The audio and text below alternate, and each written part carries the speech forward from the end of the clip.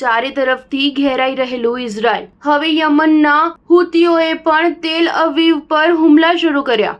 ઈરાનના મિસાઇલ હુમલા પછી યમનના હુતી બળવાખોરોએ પણ તેલ અવીવ ઉપર ડ્રોન વિમાનો પર હુમલા કર્યા હોવાનો દાવો કર્યો છે. લેબનોનમાં હિઝબુલ્લાહ અને ગાઝામાં હમાસ સાથે લડી રહેલું ઇઝરાયલ હવે ચારે તરફથી ઘેરાતું જાય છે. ઈરાન સમર્થિત હુતી વિદ્રોહીઓએ જણાવ્યું હતું કે તેઓ ઇઝરાયેલના કબજામાં પેલેસ્ટાઇનના જાફા ક્ષેત્રને નિશાન બનાવી ડ્રોન વિમાનો દ્વારા આક્રમણ કર્યું હતું. આ અભિયાન પોતાના લક્ષ્ય સુધી પહોંચી ગયું હતું.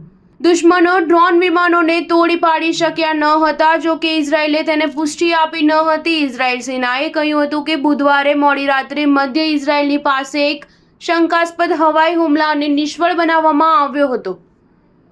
જો કે આ અંગે તેણે વધુ માહિતી આપી ન હતી. આ પૂર્વે બુધવારે હુતી વિદ્રોહીઓએ દાવો કર્યો હતો કે તેઓએ ઈરાનને કરેલા હુમલા પછી ઇઝરાયેલ ઉપર ક્રૂઝ મિસાઇલથી હુમલો કર્યો હતો. ગત સપ્તાહે હુતીઓએ કહ્યું હતું કે તેઓએ તેલ અવીવ પાસેના બેન આંતરરાષ્ટ્રીય વિમાનગૃહ ઉપર એક મિસાઇલ છોડી હતી. તે પછી ઇઝરાયેલે હોદેદા બંદર સહિત કેટલાય સ્થળોએ હવાઈ હુમલા કર્યા હતા. રાતા સમુદ્ર પર દાયકાઓથી યમનના વિદ્રોહીઓ માટે મોટા ભાગના વિસ્તારો પર કબજો જમાવી બેઠા છે. તેઓ કહે છે કે ગાઝા યુદ્ધમાં હમાસ સાથેની એકતા દર્શાવવા આ હુમલા અમે ચાલુ જ રાખીશું. સ્ટાર ન્યૂઝ 7 હંમેશા સચ્ચાઈની સાથે.